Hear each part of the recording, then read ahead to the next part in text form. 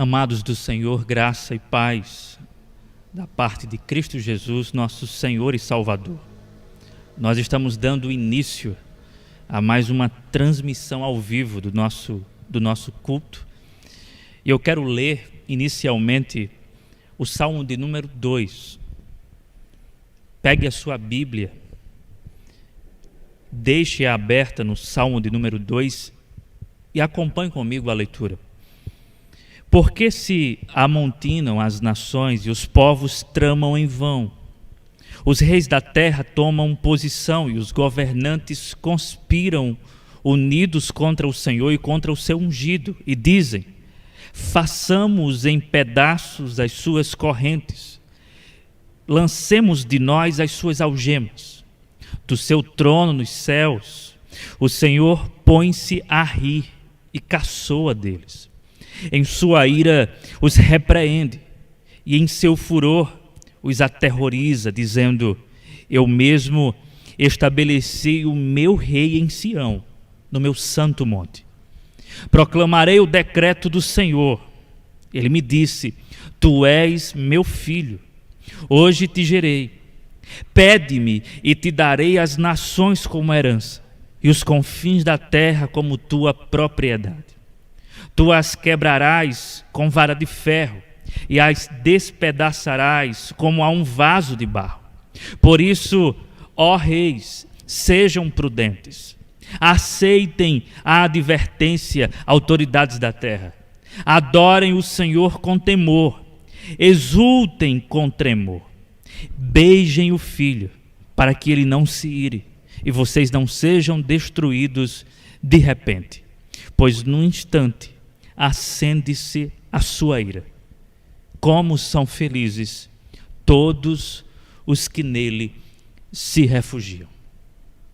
Vamos ao Senhor em oração neste instante. Curve a sua fronte e em reverência ore ao Senhor.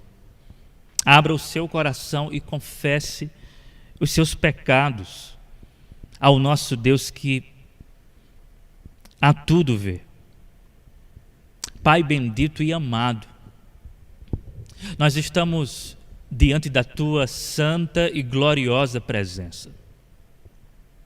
Senhor, mais uma vez nós queremos nos render aos Teus pés, nos prostrar diante de Ti. Temos a consciência de que Cristo Jesus é a suprema autoridade, Ele é o Rei dos reis, Ele é o Senhor dos senhores.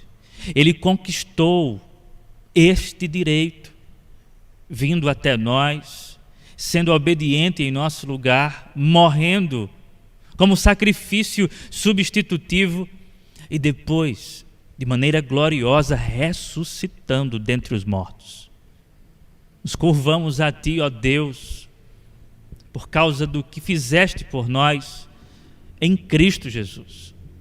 E por isso nós queremos confessar os nossos pecados. Sim, Senhor, quebramos a Tua lei e continuamos quebrando os Teus mandamentos. O nosso coração ainda está propenso, inclinado para o mal. Mas, ó Deus, pela Tua graça e misericórdia, nós alcançamos mais uma vez o perdão dos nossos pecados. E estamos assim confiantes, portanto, que o nosso culto é aceitável diante da Tua presença. Não por causa de nós ou da nossa oração, mas por causa da intercessão de Cristo Jesus. Obrigado por isto, por esta certeza que habita o nosso coração. Aceite agora, Senhor, por gentileza Tua, os nossos louvores e os nossos cânticos espirituais. Essa é a nossa oração, no nome de Jesus. Amém. Amém. Graça e paz, irmãos. Vamos louvar o Senhor nessa noite juntos em adoração. Vamos cantar ao Senhor, que é o nosso refúgio, fortaleza, digno da nossa gratidão e do louvor em todo o tempo. E a oração nos leva até Ele. Vamos cantar da oração ao nosso Deus eterno.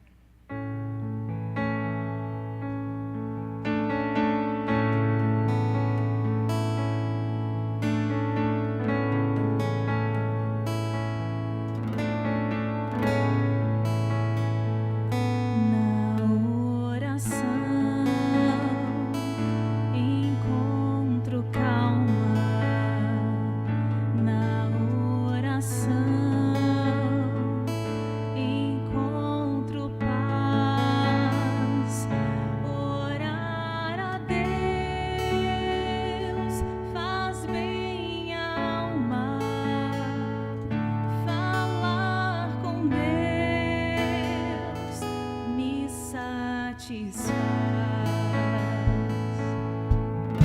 Falar com o Senhor é o que nós precisamos. Falar com Deus, que privilégio. Abrir a alma ao Criador, sentir que os céus estão abertos.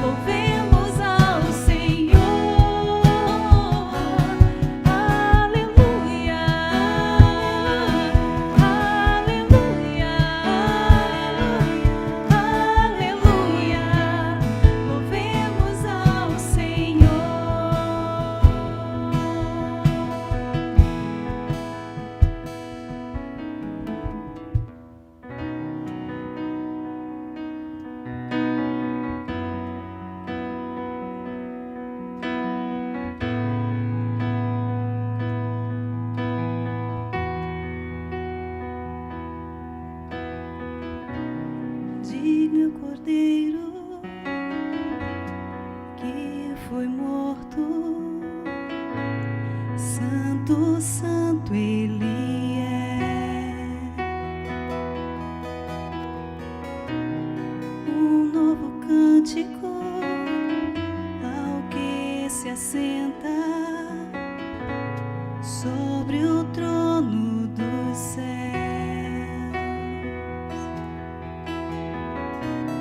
Digno é o cordeiro que foi morto, santo, santo ele é. Um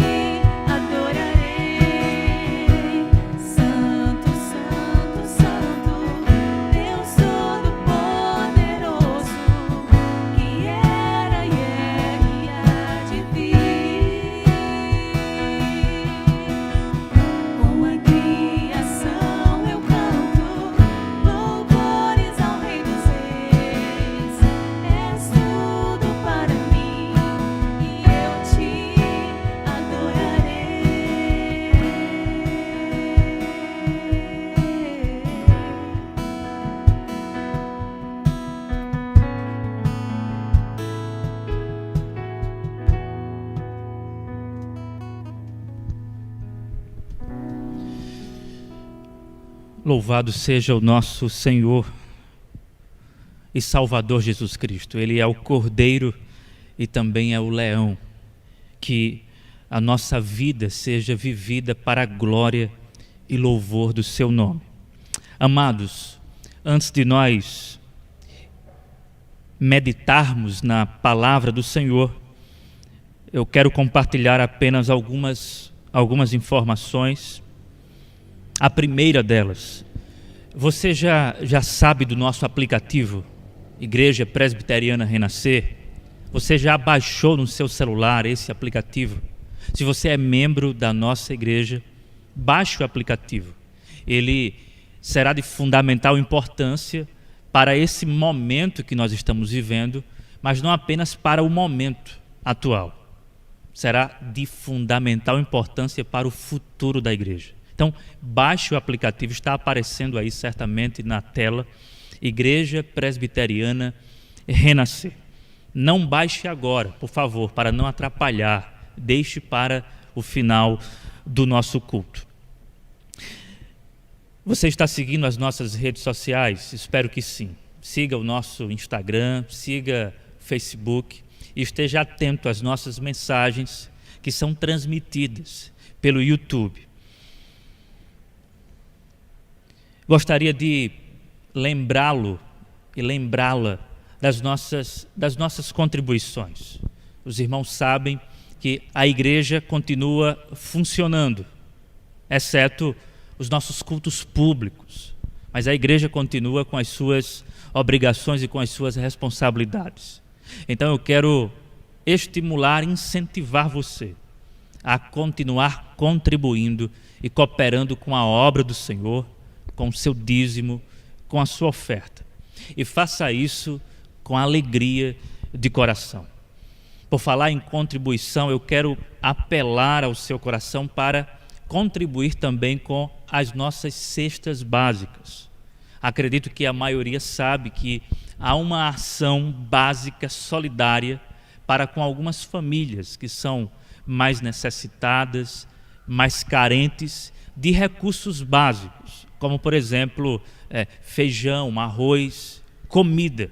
Então, se você pode contribuir de alguma forma, faça contato com o diácono Alexandre, ele que está encabeçando, ele que está liderando a junta diaconal no tocante a essa ação solidária. Bom, então a igreja deve se envolver o máximo com isso, especialmente nesse momento tão delicado e difícil que nós estamos enfrentando.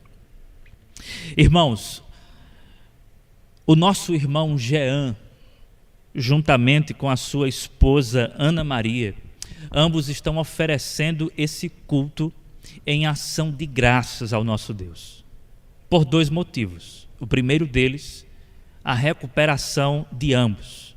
Eles estão bem de saúde agora e, portanto, estão rendendo graças ao Senhor, entendendo eles que o Senhor esteve o tempo todo cuidando da vida deles, como cuida das nossas vidas. E há um segundo motivo, uma segunda razão pela qual eles estão oferecendo esse culto. Eles estão completando 5 anos de matrimônio. Isso é motivo de muita alegria e de muita gratidão ao nosso Deus. Então, Jean e sua esposa Ana Maria oferecem este culto em ação de graças ao nosso Deus. Eu quero lembrar você para que continuemos em oração pelo pequeno Arthur. Nós cremos no milagre do Senhor, entendemos que o Senhor está contemplando as nossas orações. Então, como igreja, devemos perseverar em oração, crendo no impossível que Deus pode operar no nosso meio. Então, peço que você continue orando por Arthur. Agora, quero que você também ore por um casal muito especial da nossa igreja, Luan, um oficial nosso, diácono, e sua esposa Aline. Quero lembrar os irmãos que ambos estão esperando o Levi. Levi está para chegar, está bem perto. Então esteja orando pela vida de Luan, pela vida de Aline, para que tudo ocorra segundo a vontade de Deus, sim, mas também segundo o desejo dos nossos irmãos que querem ver o Levi saudável, e nós cremos que tudo ocorrerá bem segundo a vontade de Deus. Então coloquemos esses nossos irmãos amados em oração. Pois bem, dito isto, eu quero fazer uma oração e em seguida nós iremos para a palavra do nosso Deus. Pai bendito e amado, nós queremos render graças ao Teu nome, porque em tempos difíceis o Senhor tem cuidado de nós, tem preservado as nossas vidas, tem sido fiel a despeito do nosso coração tão infiel à Tua palavra. Obrigado por Tua graça, que é uma constante nas nossas vidas. Obrigado por tudo que és e por todos os Teus feitos em nossas vidas. Senhor, muito obrigado por tudo. E obrigado, Senhor, porque Tu tens cuidado da Tua igreja. O Senhor, com a mão poderosa e amorosa, tem cuidado dos nossos irmãos, tem cuidado da família da fé. Obrigado pelos meus irmãos que estão perseverando na fé, perseverando na santidade, perseverando na fidelidade ao Senhor, neste momento tão turbulento, tão caótico e tão difícil. Mas obrigado, Senhor. Obrigado porque é o Senhor que está nos sustentando. Esta é a nossa oração, uma oração de gratidão ao Senhor, pelo que és e pelas Tuas boas obras no nosso meio. É no nome de Jesus que oramos. Amém. Meus irmãos, neste instante nós iremos para a palavra do nosso Deus. E hoje, dia 31 de maio, último domingo do mês, nós estamos encerrando a nossa série de mensagens Esperança no Pico da Fé. Nós começamos com o Gênesis capítulo de número 45, onde ali nós pudemos enxergar a providência de Deus em ação, e isso alimentou a nossa esperança no Senhor. Depois nós fomos para o texto de 1 Coríntios capítulo 15, onde pudemos perceber que a doutrina da ressurreição é um firme fundamento para a nossa esperança. O nosso pastor, o reverendo Lourinaldo, na terceira mensagem, teve a oportunidade de nos trazer uma reflexão em cima dos primeiros versículos do livro de Ruth, comunicando esperança para a nossa alma. Em seguida, dando sequência, eu ministrei no domingo passado sobre a segunda sessão do capítulo 8 de Romanos, falando sobre a glória futura dos filhos de Deus. E nesta noite eu quero encerrar essa série de mensagens indo para o livro do Apocalipse. Então eu peço que você abra sua Bíblia no último livro da Bíblia, o livro da Revelação, o livro do Apocalipse.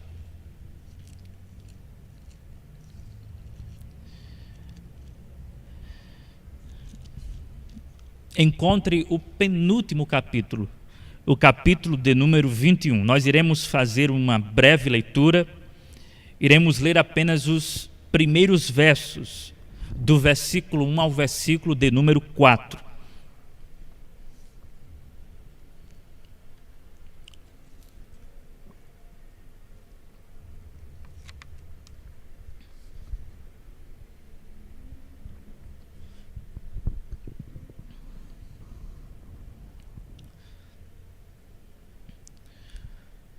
Então vi novos céus e nova terra, pois o primeiro céu e a primeira terra tinham passado, e o mar já não existia. Vi a cidade santa, a nova Jerusalém, que descia dos céus, da parte de Deus, preparada como uma noiva adornada para o seu marido. Ouvi uma forte voz que vinha do trono e dizia: agora o tabernáculo de Deus está com os homens, com os quais ele viverá. Eles serão os seus povos. O próprio Deus estará com eles e será o seu Deus. Versículo 4. Ele enxugará dos seus olhos toda lágrima. Não haverá mais morte, nem tristeza, nem choro, nem dor, pois a antiga ordem já passou. Senhor, nos abençoe com a Tua palavra. Através dessa porção textual, da palavra que vem do Senhor, alcance mais uma vez os nossos corações tão carentes da Tua voz. Fala com o Teu povo, Senhor, de maneira poderosa. Que o Teu Evangelho mais uma vez nos alcance. É no nome de Jesus que faço essa oração, na confiança de que o Teu Santo Espírito é poderoso para instrumentalizar esta palavra e glorificar a Cristo Jesus. Amém e amém. Conta-se a história de que 2 homens foram capturados e depois lançados numa masmorra. Antes disso, porém, os dois ficaram sabendo de algumas coisas e de alguns detalhes importantíssimos.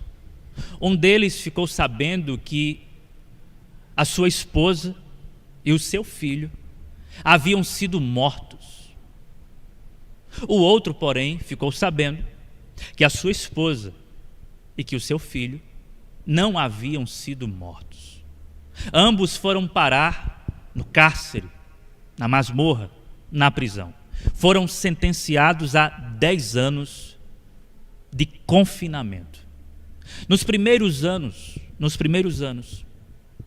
aquele que ficou sabendo que a sua mulher e o seu filho haviam sido mortos, começou a definhar, foi para o canto da parede e ali mesmo ele morreu, não suportando tanto sofrimento. O outro, ao contrário, suportou a prisão, o cárcere, ficou firme e depois de 10 anos foi solto e reencontrou a sua família. Bem, o que essa história nos ensina? Meus irmãos, quando não há esperança, ou quando a esperança está ausente do nosso coração, a vida já não faz mais sentido. Mas quando há esperança, isto é, quando há propósito, quando há um horizonte, quando eu consigo enxergar o que está para além, ou quando eu posso lutar por algo ainda, isso me fortalece e anima a minha existência. A ausência de esperança inviabiliza a existência, mas a presença da esperança oportuniza o nosso viver.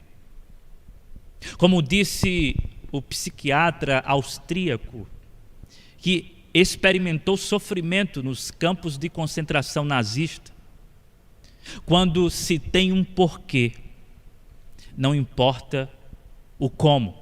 Isto é, quando se tem um propósito, quando se tem um objetivo, quando se tem uma esperança, não importa o vale que você está passando, a situação na qual você se encontra.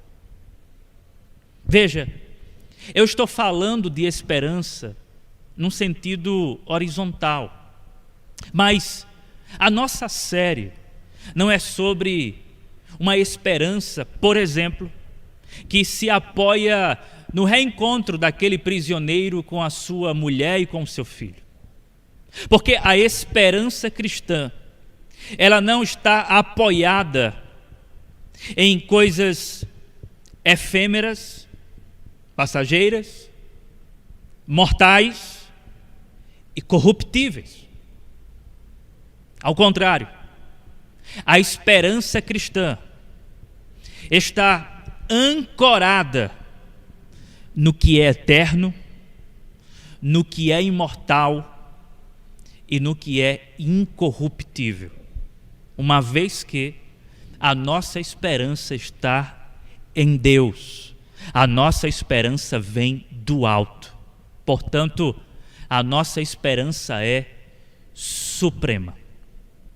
É sobre a suprema esperança que eu quero meditar com vocês nesta noite de domingo, 31 de maio, à luz do texto que lemos. Veja, nós estamos no livro do Apocalipse. E o livro do Apocalipse é um livro de esperança. É bem verdade que este livro tem como propósito revelar, uma vez que o próprio nome, Apocalipse, é tirar o véu, isto é, revelar. Então, Apocalipse tem como propósito revelar, especialmente revelar as coisas futuras, aquilo que há de acontecer.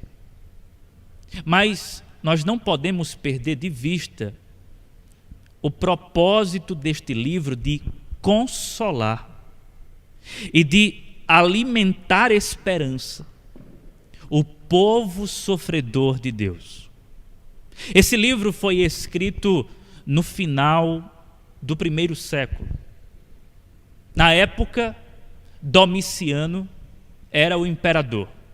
Domiciano, um segundo Nero, segundo alguns estudiosos, mais terrível do que o próprio Nero.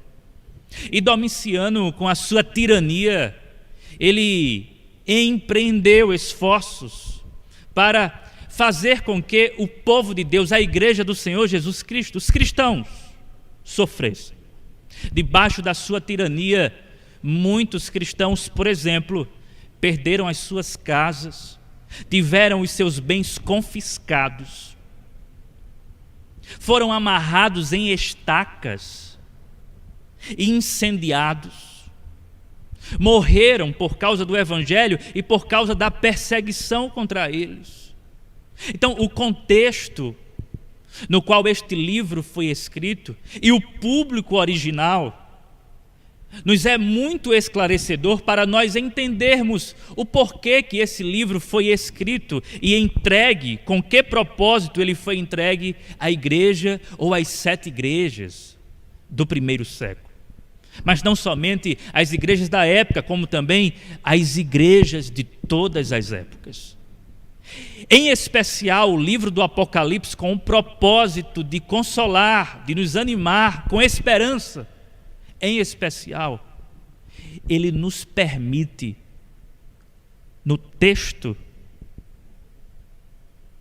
do capítulo 21, do verso 1 ao 4, ele nos permite dar uma olhadela naquilo que eu posso chamar de a nossa suprema esperança.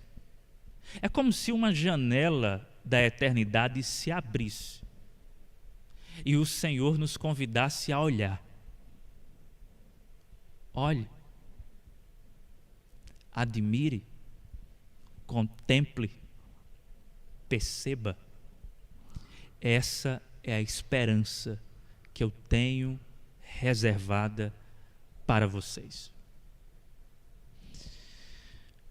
O povo de Deus que sofre ao longo dos séculos e que sempre irá sofrer neste mundo caído, pode ser animado, pode ser fortalecido e pode se encher de esperança à luz de um texto como esse. Pois bem, eu quero comunicar aos amados irmãos alguns pontos sobre a nossa suprema esperança. E a pergunta é: em que consiste a suprema esperança dos cristãos? Desejo oferecer algumas respostas à luz do texto. Em primeiro lugar, a suprema esperança consiste na total santificação. A suprema esperança consiste na total santificação. Eu quero chamar a sua atenção mais uma vez para o texto, para o versículo de número 1. Então vi novos céus e nova terra, pois o primeiro céu e a primeira terra tinham passado, e o mar já não existia.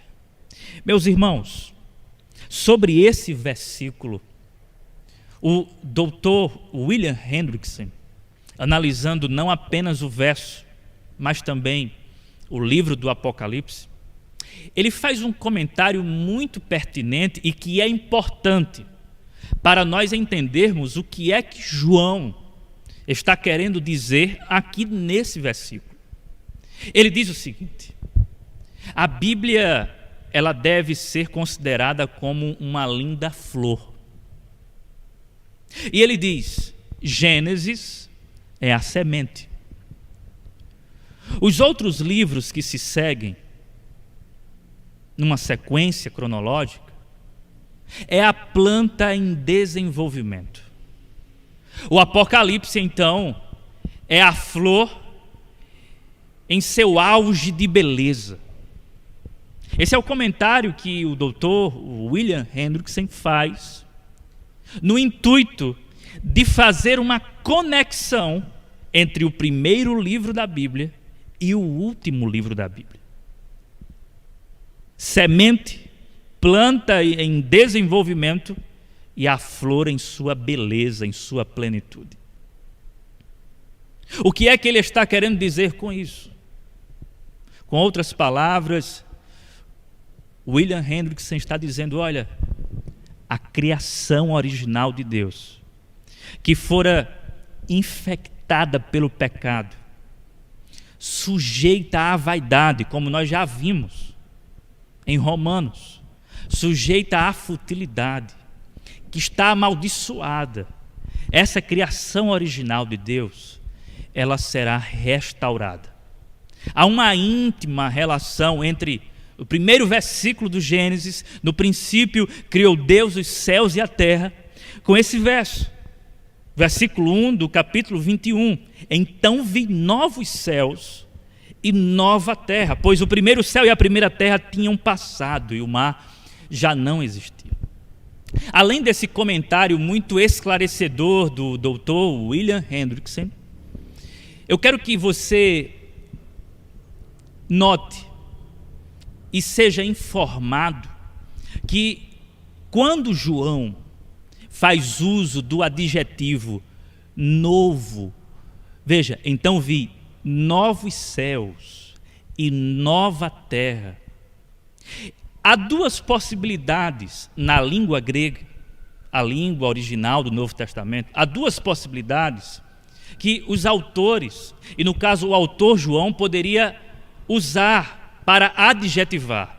Ele poderia usar kainos, como ele poderia também usar neos.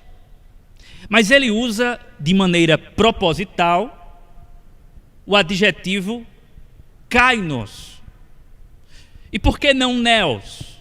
Porque no grego, neos dá a ideia de novidade no tempo, de uma novidade no espaço.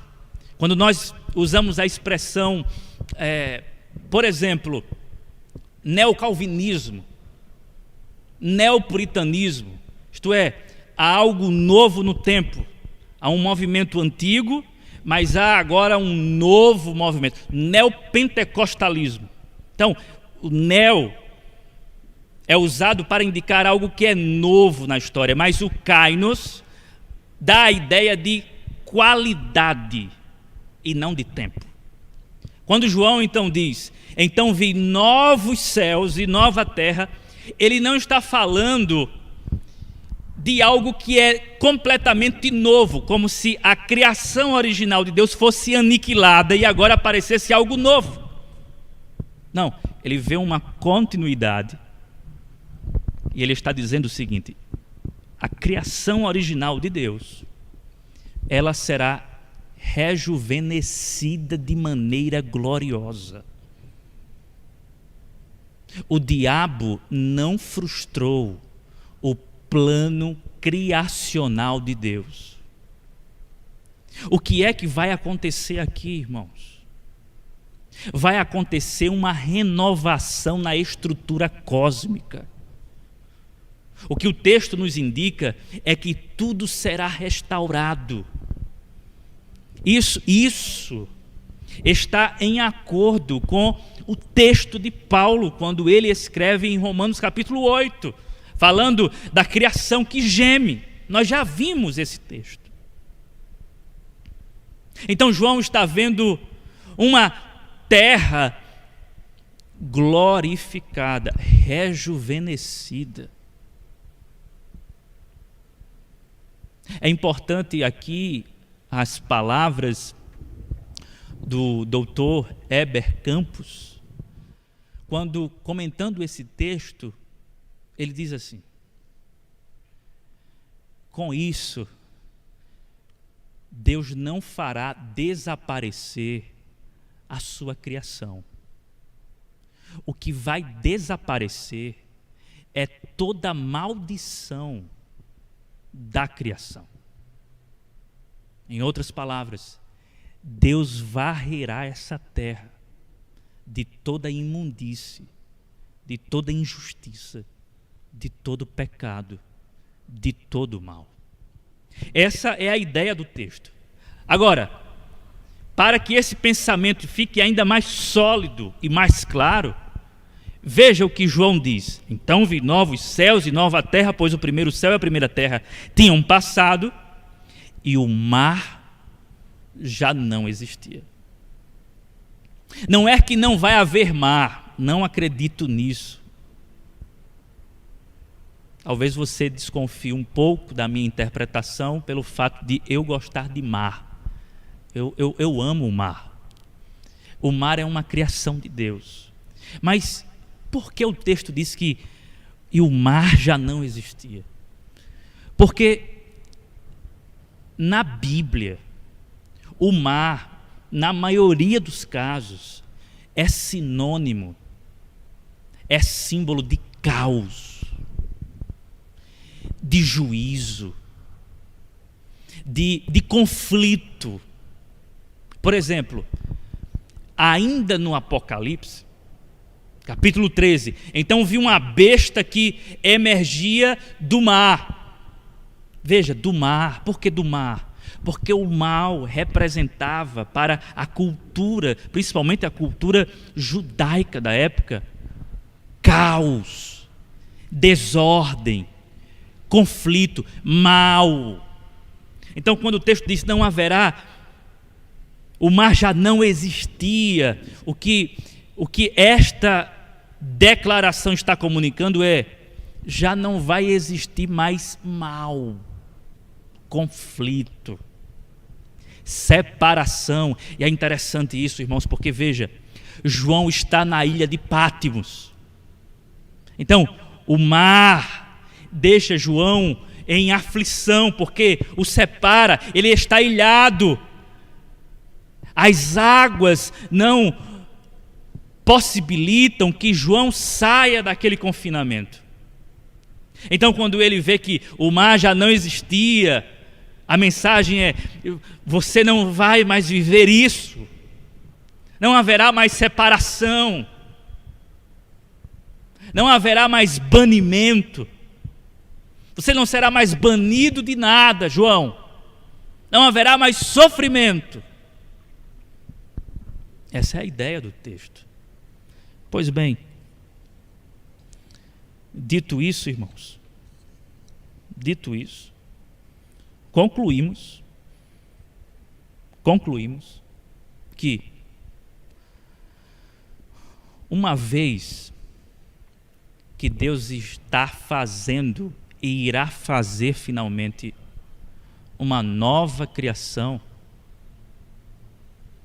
e isto implica em santificação total.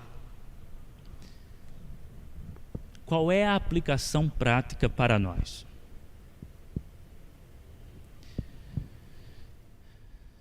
Busquem a santificação. Vocês lembram da angústia de Abacuque? Quando ele diz assim: Senhor, por que toleras o mal? Tu és tão puro de olhos, isto é, tu és santo, Senhor. Tu és santo. Como podes tolerar os perversos? Essa é uma questão que Abacuque levanta e que ele não tem resposta para aquilo. A resposta à questão de Abacuque está em Apocalipse 21. Então vi novos céus e nova terra, pois o primeiro céu e a primeira terra tinham passado e o mar já não existia. Isto é, Deus santificou a terra, limpou a terra de toda imundície, de todo pecado, de toda iniquidade. Portanto, busquemos a santificação. Se somos o povo desse novo céu e dessa nova terra, se estamos caminhando para esse estado, é razoável pensarmos da seguinte maneira: devemos buscar a santidade.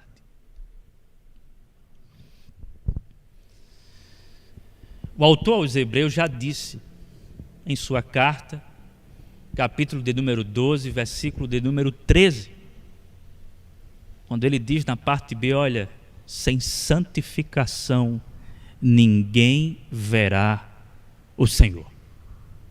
Nós precisamos nos santificar. Mas uma pergunta: como nós buscamos a santidade?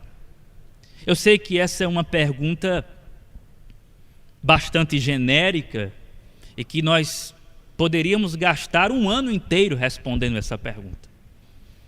Mas me permitam delimitar, sintetizar. Como buscar uma vida santa? Olhando aqui para a realidade do texto e do que Deus está fazendo aqui no capítulo 21 do Apocalipse. Eu quero oferecer uma resposta em 3 etapas. A primeira etapa: como buscar a santidade? Pensando. Como assim? Comece a ocupar a sua mente com as coisas do alto. Comece a pensar em novos céus e nova terra. Medite, aplique a sua mente nas coisas do alto. Medite sobre a beleza da santidade de Deus. Encha a sua mente dessas coisas e comece a se santificar dessa maneira, pensando nas coisas do alto. Pense na riqueza, da glória, da beleza do seu Deus. Pense em como será novos céus e nova terra. Portanto, comece pensando, essa é a primeira etapa. Segunda etapa: como buscar uma vida santa? Valorizando. Escute uma coisa: a sua vida espiritual, no que tange a santidade pessoal, é determinada pelo que você valoriza. O que é que você tanto valoriza nesta vida? O seu coração está valorizando o quê? O que é que nós valorizamos mais? Nós devemos valorizar, se desejamos uma vida santa, devemos valorizar a santidade de Deus. Devemos valorizar o que é incorruptível. Devemos valorizar o que é imortal. Devemos valorizar o que é eterno. E devemos, portanto, deixar de valorizar demasiadamente e pecaminosamente coisas inúteis. Você valoriza muito a sua casa, meu irmão. Você valoriza tanto o seu carro. Você tem exagerado, valorizando coisas que são eternamente inúteis, que não têm utilidade para a eternidade. Será que você é alguém que tem valorizado as coisas deste mundo com uma perspectiva horizontal apenas, sendo assim ou se tornando um ser miserável, como vai dizer o apóstolo Paulo? Se esperamos em Cristo somente nesta vida, somos os mais miseráveis de todo o planeta. Jesus vai dizer, no Sermão do Monte, Jesus é muito claro: onde estiver o teu tesouro, ali estará o teu coração. E é nesse texto que Jesus diz assim, ele aconselha: entesourem no céu, acumulem tesouros no céu, isto é, pensem com categorias eternas e façam tudo aquilo que vai ecoar na eternidade, que vai produzir frutos para a eternidade, que vai render frutos para a eternidade, que vai trazer galardão para a sua vida na eternidade.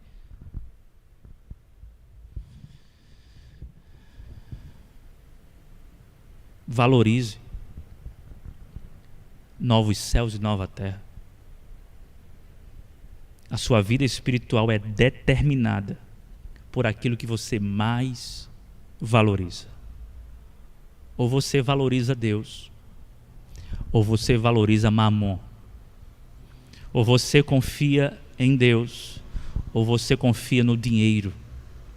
Ou você tem Deus como seu objetivo final, porque você foi criado para Ele e deve voltar para Ele. Ou então, isso não vai encantar você jamais, e portanto, não há necessidade de uma vida de santidade, uma vez que a santidade é somente para aqueles que estão caminhando para um estado de total santidade. Busquemos a santidade no Senhor. Pensando, valorizando, e aí vem uma terceira etapa: praticando. E aqui eu quero fazer alusão às próprias palavras do Apocalipse. No capítulo de número 22, é só passar a folha. A partir do versículo 7 diz assim: eis que venho em breve. Feliz é aquele que guarda as palavras da profecia deste livro. Eu, João, sou aquele que ouviu e viu estas coisas. Tendo-as ouvido e visto, caí aos pés do anjo que me mostrou tudo aquilo para adorá-lo. Mas ele me disse: não faça isso. Sou servo como você e seus irmãos, os profetas, e como os que guardam as palavras deste livro. Adore a Deus. Então me disse: não cele as palavras da profecia deste livro, pois o tempo está próximo. Aí veja o versículo 11. Continue o injusto a praticar injustiça. Continue o imundo na imundície. Continue o justo a praticar justiça. E continue o santo a santificar-se. Crente, continue a santificar-se. Persiga, busque a santidade, porque sem ela nós não veremos ao nosso Deus. Se somos filhos de Deus, nós devemos anelar por uma vida santa, combatendo diariamente os nossos pecados que desagradam a Deus. Sede santos, disse o Senhor, como eu sou santo.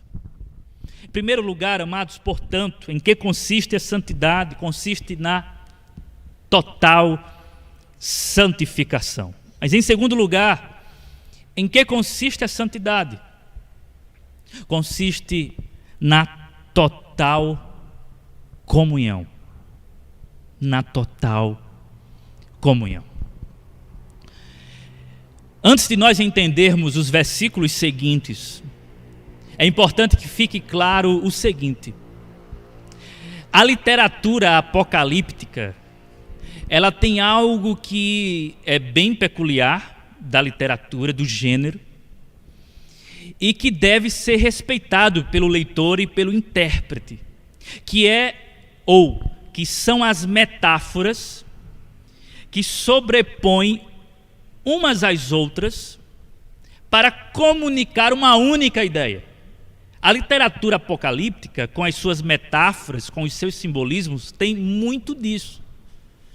A gente não pode se perder nas imagens e nos detalhes, em cada árvore particular, perdendo de vista o bosque, por exemplo. Precisamos contemplar o bosque e não ficar detido a árvores particulares, porque senão nós não vamos entender. Então, nós temos aqui o que chamamos de sobreposição. Uma metáfora sobrepõe a outra, mas isso é apenas para dar uma riqueza de detalhes para um quadro maior. E qual é o quadro maior aqui? É o quadro da comunhão. Eu quero que você leia comigo os versículos seguintes, os versos 2 e 3, dentro dessa moldura da comunhão. Veja: vi a cidade santa, a nova Jerusalém. Isso aqui é uma metáfora. Aí você vê uma outra que sobrepõe, que descia dos céus da parte de Deus, preparada como uma noiva adornada para o seu marido. Ouvi uma forte voz que vinha do trono e dizia: agora o tabernáculo de Deus, veja, a linguagem muda, está com os homens, com os quais ele viverá. Eles serão os seus povos, o próprio Deus estará com eles e será o seu Deus. Os versículos 2 e 3, com as suas imagens, eles estão dizendo uma única coisa. Eles estão falando da total comunhão. A nossa suprema esperança consiste na total comunhão com o próprio Deus. Ele começa falando que viu a cidade santa, a nova Jerusalém. Esta visão aqui está carregada de um profetismo bíblico veterotestamentário. Isaías, Ezequiel, Zacarias, profetas que proferiram palavras, profecias acerca de Jerusalém, da cidade santa, como sendo a habitação de Deus, uma hora, outra hora como sendo o lugar onde Deus vai restaurar todas as coisas, e em um determinado momento como sendo o centro, a capital, digamos assim, para onde todos os povos correrão para adorar ao Senhor. Essa visão, de acordo com o comentarista Grant Osborne, que comenta o Apocalipse, essa visão aqui é o cumprimento de uma expectativa profética com uma história riquíssima.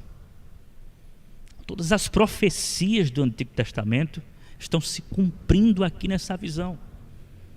Então, veja, a Nova Jerusalém, e aqui você pode, se quiser, fazer o contraste da Nova Jerusalém com a Babilônia, porque alguns estudiosos consideram o livro do Apocalipse um contraste entre as duas cidades, a Babilônia e Jerusalém.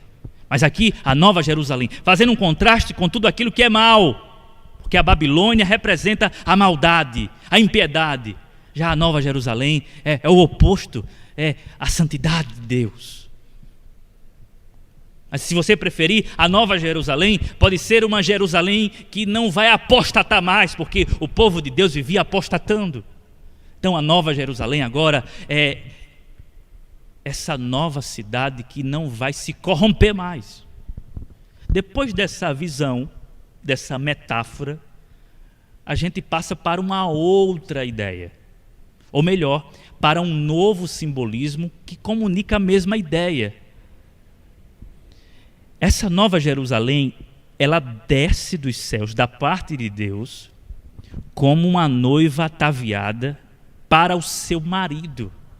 Em várias ocasiões, no Antigo Testamento, a cidade de Deus, ela é comparada com o povo de Deus.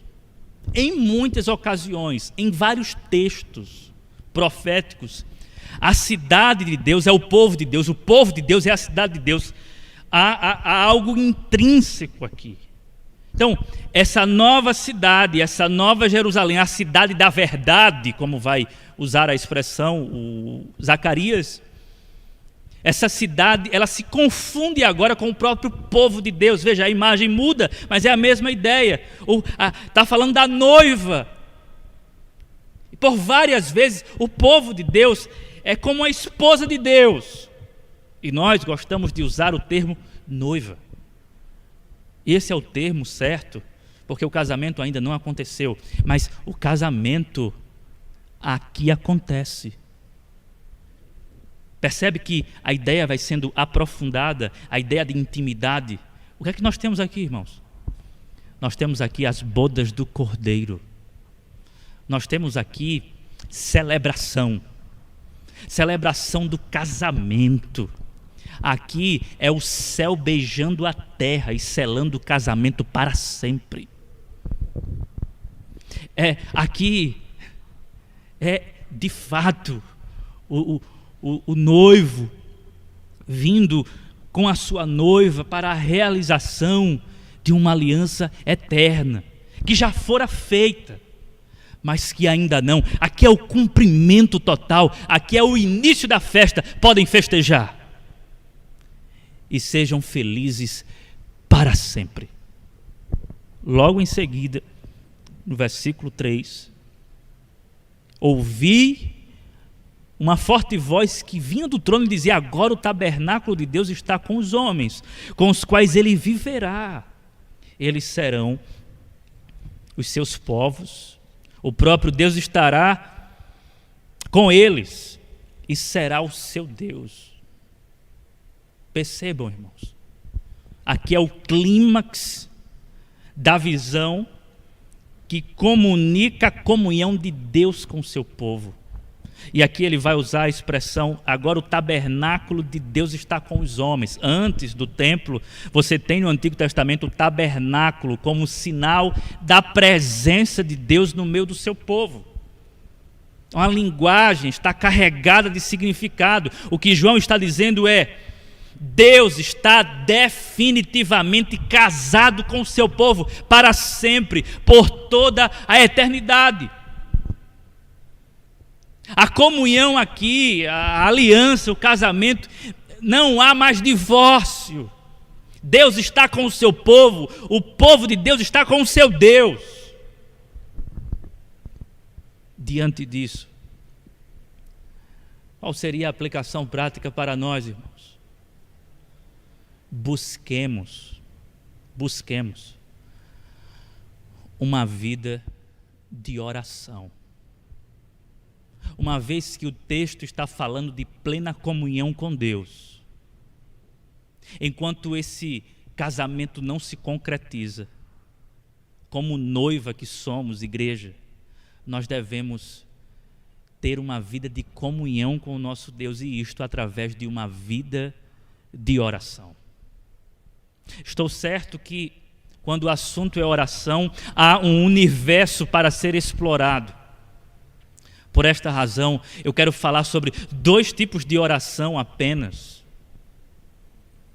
que a gente precisa colocar em prática como modalidade de oração para termos comunhão com Deus, pensando no casamento, na concretização dessa profecia. Primeiro, oração de confissão. Você é a noiva. O noivo vê tudo. O noivo é o próprio Deus, é Cristo. Ele conhece o que está no seu coração. Ele conhece a sua infidelidade. Ele sabe que o seu coração está inclinado a outros namoros, a outros deuses. Confesse a Ele os seus pecados. Confesse a Ele, porque esse noivo, Ele é também o advogado justo e fiel. Ele é fiel e justo para nos perdoar e nos purificar de toda injustiça. Não esconda nada dele. Se você tem sido infiel contra ele, diga: Senhor, eu tenho sido infiel nisto, tenho traído o Senhor nisto. Abra o seu coração, rasgue o seu coração e mantenha comunhão com o Senhor em oração. E sempre confie no perdão do Senhor. Eu estava lendo um texto que falava de um aconselhamento de um pastor para uma ovelha, pois a ovelha, um irmão da igreja, estava muito angustiado, debaixo de uma culpa pesada, de um fardo de culpa, porque o mesmo cometera um pecado lá no passado e não confessou. Ele traiu a sua esposa. E ele não teve coragem de dizer à sua esposa. A sua esposa ficou ao seu lado o resto da sua vida sem saber de nada. E ela veio a falecer. E aquele homem então procurou o pastor e ficou muito angustiado e disse: Deus não vai me perdoar. E aí o pastor disse: mas por que você acha que Deus não vai lhe perdoar? E ele disse: Deus não vai me perdoar porque parece que eu ainda não me arrependi de todo o coração. O pastor então disse: então peça perdão a ele pelo fato de você não ter se arrependido de todo o coração. O Senhor Jesus pagou os seus pecados, não apenas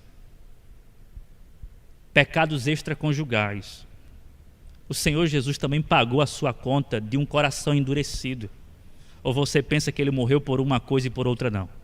Então coloque diante do Senhor todas as suas mazelas e acredite que ele é justo, poderoso e fiel para perdoar os seus pecados.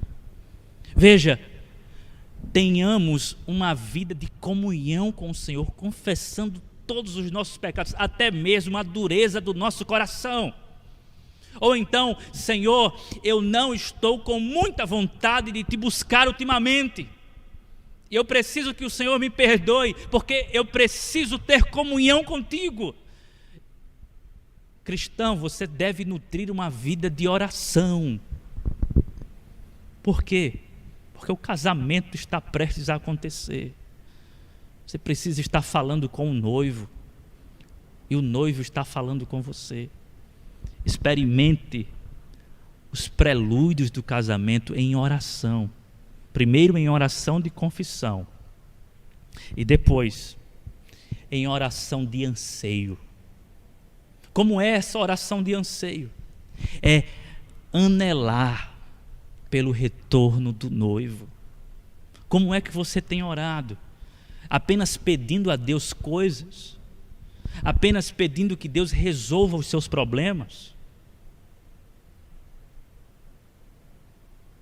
Ore pelo retorno de Cristo Jesus. Diga: Maranata, ora vem, Senhor Jesus. Estamos vivendo num momento da nossa história, queridos, que se somos servos de Deus, filhos de Deus, e se a nossa esperança está em Cristo, a nossa oração deve ser: Maranata, ora vem, Senhor Jesus, porque nós anelamos por Ele. Nós queremos que o casamento aconteça. Sim, é no tempo de Deus, mas enquanto Ele não vem, a igreja ora, clamando dia e noite,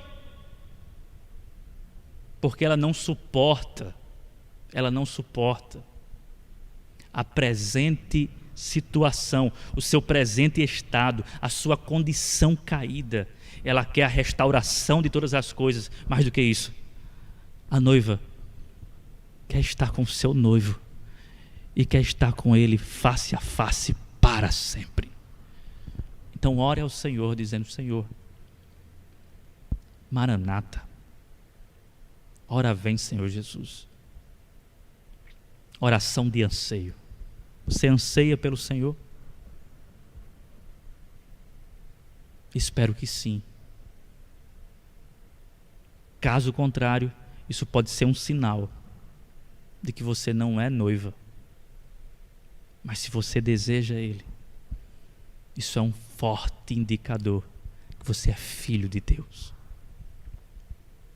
Portanto, a suprema esperança consiste na total santificação. Segundo, na total comunhão. E em terceiro lugar, consiste na total consolação. Na total consolação. Versículo de número 4.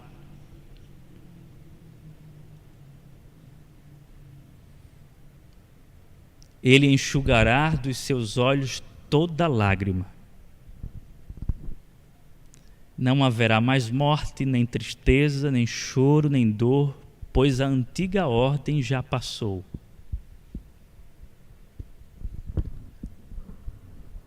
Você não pode ler isso e simplesmente ler. Você precisa ler, meditar, chorar de alegria. Porque o que está sendo prometido para nós é um consolo eterno. Ele enxugará dos seus olhos toda lágrima.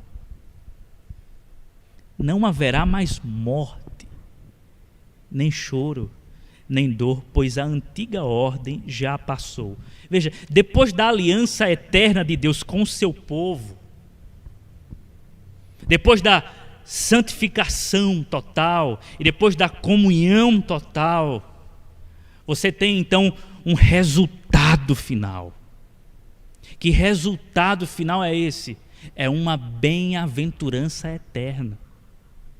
E essa bem-aventurança eterna é resumida nessa promessa. Você tem uma cascata aqui de bem-aventuranças. Ele enxugará dos seus olhos toda a lágrima. Há pelo menos duas possibilidades de interpretação aqui sobre esse texto. O doutor Heber Campos, o pai no caso, não o filho, né? Não é o Júnior, Heber Campos Júnior, mas o pai, ele acredita que na nova criação haverá choro. Ele sustenta essa posição e ele diz que haverá um choro que é segundo Deus. Quando nós entraremos na nova criação e aí nos depararemos com a santidade de Deus. Quando a santidade de Deus brilhar diante de nós, nós iremos nos constranger de tal maneira, que eu estou parafraseando as palavras do Heber Campos, nós iremos nos constranger de tal maneira pelos nossos pecados. É como aquela ideia de passar um filme do que você fez, do que você deixou de fazer, e quando você começar a marejar os olhos, o Senhor vai enxugar toda a lágrima, dizendo: meu filho, você já está perdoado. Essa é uma posição do doutor Heber Carlos Campos. Mas a maioria não segue essa orientação de interpretação, e ele mesmo deixa isso muito claro. E eu sou da segunda linha. Eu não acredito que haverá lágrimas na nova criação. O que eu particularmente acredito é bem explicado pelo comentarista alemão Adolf Puy, quando ele, olhando para o texto, diz assim: na nova terra não se chora mais, porque a morte, com todas as suas formas prévias e consequências dolorosas, terá cedido a vida. E isso faz sentido, porque você lê o texto, deve ler como um todo. Por que nós choramos? Nós choramos pelas formas prévias da morte, estamos morrendo, né? E pelas consequências da morte. A morte é reinante no nosso mundo, por isso há choro, por isso há dor, por isso há pranto. O que o texto está dizendo aqui é que há uma promessa de imortalidade para o povo de Deus. O pecado foi retirado, o mal sem par foi arrancado, erradicado da velha criação. A velha criação, aliás, já passou. Você tem uma nova ordem, você tem uma nova criação e não há impureza, não há pecado. Se não há pecado, não há morte. O salário do pecado é a morte, mas aqui já não há mais morte, não há mais pecado. Entendo então que, já que a morte, a nossa última adversária, já foi vencida aqui, não há razão para que absolutamente nada nos perturbe. A nossa paz não será perturbada e a nossa alegria em Deus jamais será ameaçada. Esse mundo que é um vale, escute isso, esse mundo que é um vale de lágrimas, vai se converter num planalto de regozijo. Esse mundo que é um vale de lágrimas vai se converter num planalto de regozijo.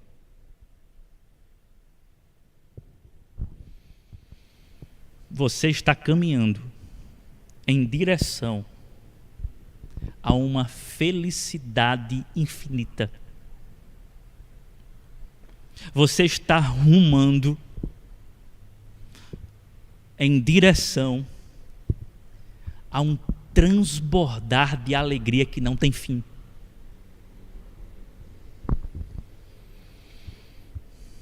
Essa esperança é a única fonte de ânimo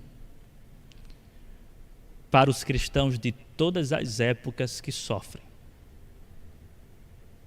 Se isso é verdade, irmãos, e se nós cremos nisso e cremos, então alegre-se, cristão, alegre-se, porque a eterna consolação tragará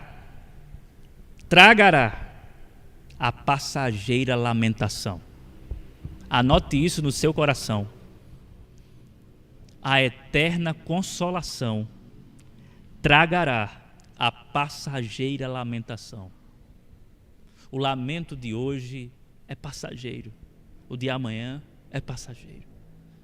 Na consumação, na finalização da redenção, nós seremos consolados eternamente.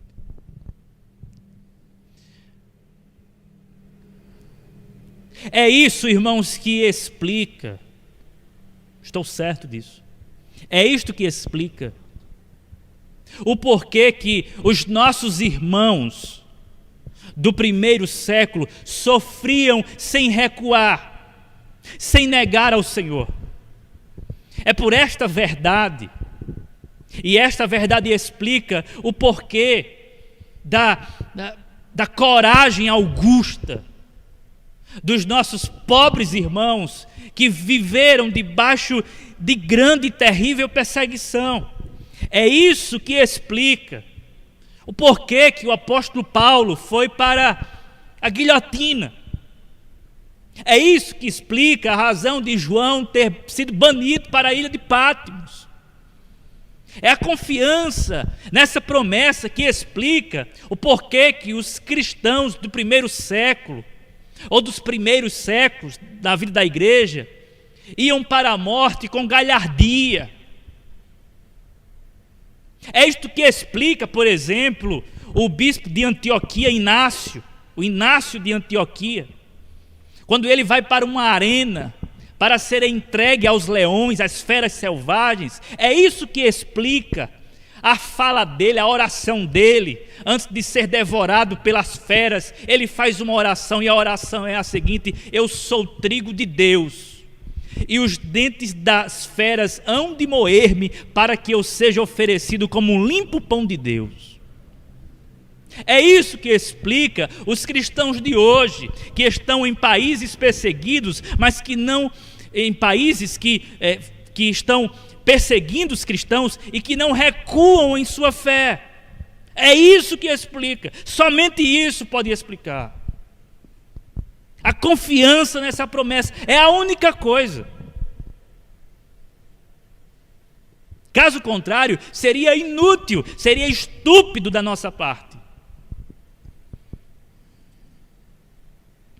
Quando o lamento passageiro for tragado pelo consolo eterno, então não haverá mais guerras, não haverá mais conflito, não haverá mais pandemia, não haverá mais coronavírus, não haverá mais câncer, não haverá mais dor de cabeça, não haverá mais doenças crônicas, não haverá mais depressão, não haverá mais angústia, não haverá mais traição, não haverá mais injustiça, não haverá, crente, esse sofrimento seu, não haverá mais lágrimas.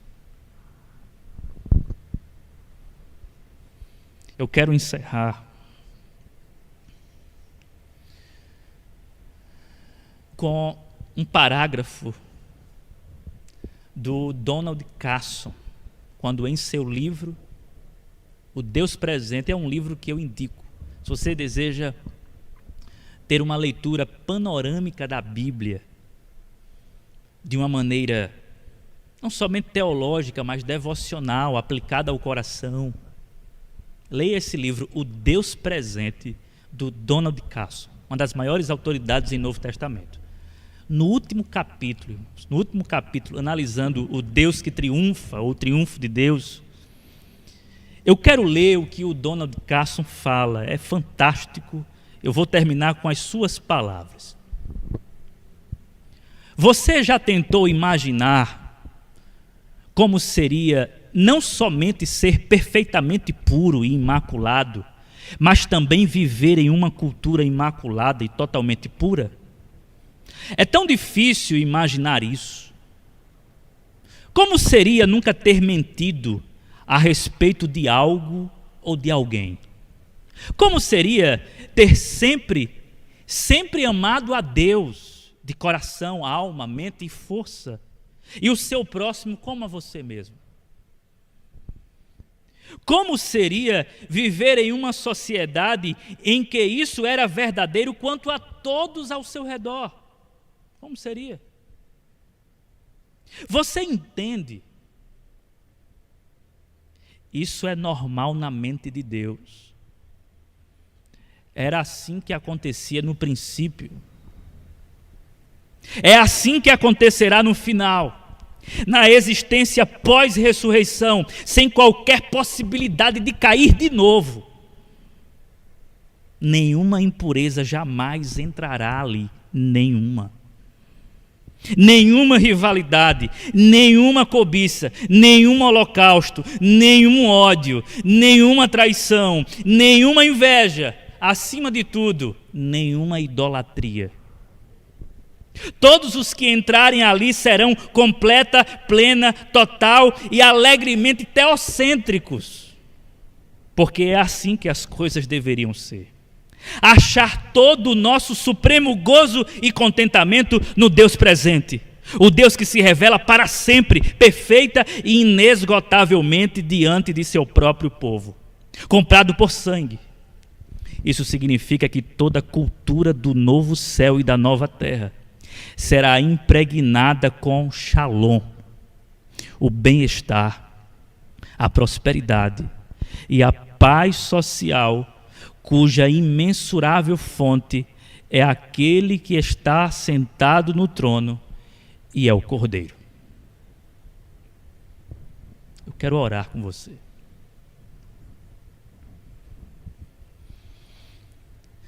Senhor, que promessa, que consolo, Senhor. Como é bom ouvir a Tua palavra. Sim, é verdade que ela nos exorta e bate forte, tentando nos corrigir e nos transformando à imagem e semelhança de Cristo. Ao mesmo tempo, ela nos consola, Senhor. Ela nos fortalece, dá sentido à nossa existência. Estamos caminhando, Senhor, para o final da história, onde todo joelho se dobrará e toda língua confessará que Tu és o Senhor, para a glória de Deus Pai. Ajuda o Teu povo, Senhor, para que o teu povo permaneça firme, como diz o hino, firme nas promessas do Senhor Jesus. Ó Senhor, que essa esperança nunca se apague do nosso coração, que essa chama de esperança nunca se apague, ao contrário, que essa chama fique a cada dia mais acesa, mais acesa, mais acesa, até o dia em que nós nos encontraremos e nos casaremos para sempre. Ó Deus, Maranata, ora vem, Senhor Jesus. Que a graça de Deus Pai, que a graça de Cristo Jesus, o amor de Deus nosso Pai, a consolação e a comunhão do Espírito Santo repousem sobre toda a igreja de Cristo Jesus. Amém e amém. Que Deus abençoe. Que Deus abençoe a sua vida e a vida da sua família.